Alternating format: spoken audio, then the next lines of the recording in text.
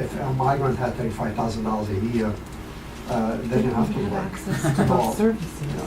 So I don't know why nobody calls him on it. Well, and a lot, yeah. I mean, there's some of the things he said, like he's going to make people build it, and I was like, how's he going to? And he said he's going to garnish the wages of undocumented labor. That's stealing.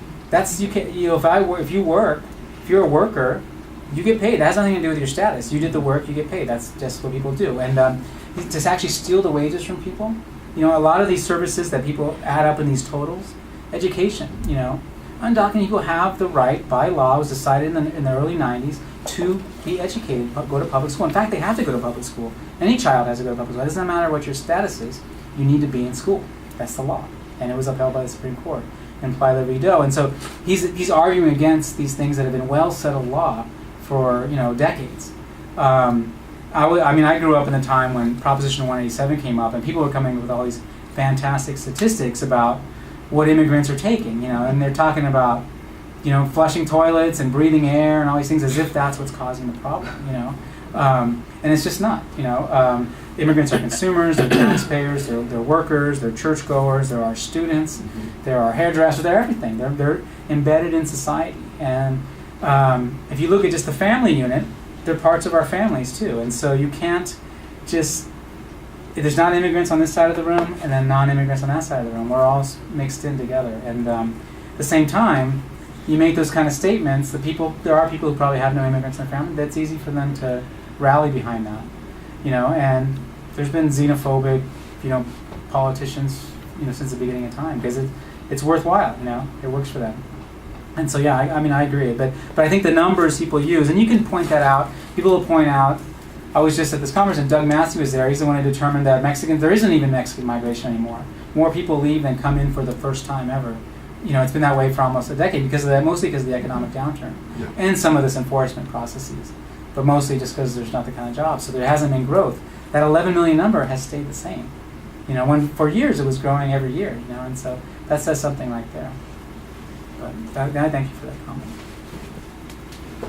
I just had another question, sort of more of a methodological question. I'm an anthropologist by training, so I just wondered if your work was more like historiographical or if you use more maybe qualitative pieces, or if you combine them. I don't really use qualitative. I have voices in my work, but it's mostly just from like newspapers and archives, and I try to pull that out. But I'm really focused on the institution and the law and the authority, less on the people. Mostly because I'm covering my bigger project. This is just this was going to be an epilogue. I was trying to finish my book, and then I better write about this, and now it's a chapter.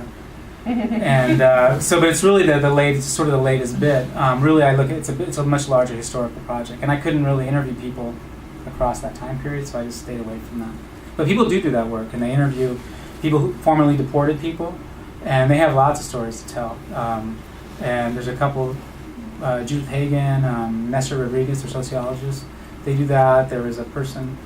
I know someone wrote a book, a person I went to graduate, Iram Sheikh, she wrote a book about deported people after 9/11. She went to Afghanistan and all these, and Saudi Arabia, all these countries, and interviewed them after the fact. So those stories are critical.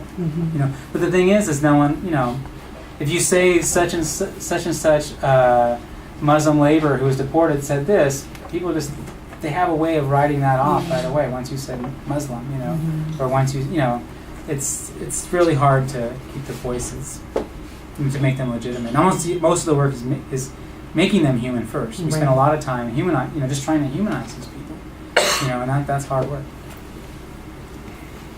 Ask one more question. You have up there media coverage, right? But you didn't spend a lot of time talking about the media itself and the way in which it's covered, and of course it's covering immigration in particular ways. But one thing that we haven't really seen is a lot of coverage of the family unit, particularly of women and children. There's a lot more in Spanish language television, right? And English language television, you see very little of it. And so I was just wondering if you can talk a little bit about how media coverage sort of plays into your work and sort of understanding these larger institutional sort of policies that are playing out, not just in terms of the law and so forth, but the role that media plays in reinforcing certain kinds of legitimacy of the law and the ways in which people are treated and so forth, and just wondering if again, in your work, how are you sort of pulling that into that discussion? Or is it just something like, in terms of media coverage, it's out there, but it's not something that you're looking. I don't look at it that deeply, but it's just highly sensationalized. I think I think it fits into the sort of the historiographic arguments I'm making about how a crisis is developed, how something is framed as a national emergency, and then what's shown, debates, and it's always vexed, and so at best you might get both sides. I remember even here in Chicopee, when they had like we were talking about sending some of these Central American families to Westover Air Base, there was a protest, and then you had different sides, and they showed these people battling and stuff like that. So I just think it's never seen as something. There's no rationality to our policies ever. It's just seen as always crises, and spectacle. Whether it be border spectacle in the '90s, it was all about militarization and a lot of this. I probably spend more time on what politicians are saying, reported through the media, but not really on just not. I don't take a very close reading of how the media frames a lot of these debates or the words. There's stuff on like the use of the word illegal and by different newspapers and stuff like that, and so people fight over that. And I'm aware of that, and I teach about that, but it's not really here in my project. But what do you think? You're the media. Well, so anyways, we should do our reception. That's a whole other conversation, right? That in itself could just be a whole project. Right. No, definitely. And other people have written about that. And the comparison between what's happening in English language versus Spanish language, right. and also in itself very, very different sort of debates about how they are covered.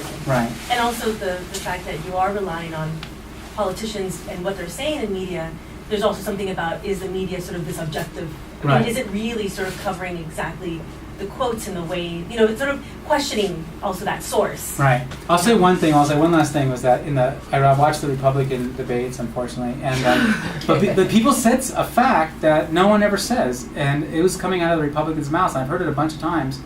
And this is politicians, via the media, via these news debates, was they all were saying how undocumented people, 40% of them don't actually come here unlawfully, they come here lawfully.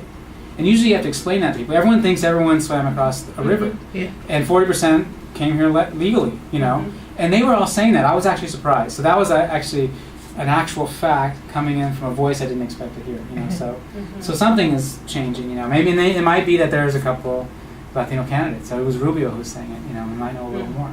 And was one of the architects of comprehensive immigration reform, which didn't go anywhere. But anyway, thank you very much.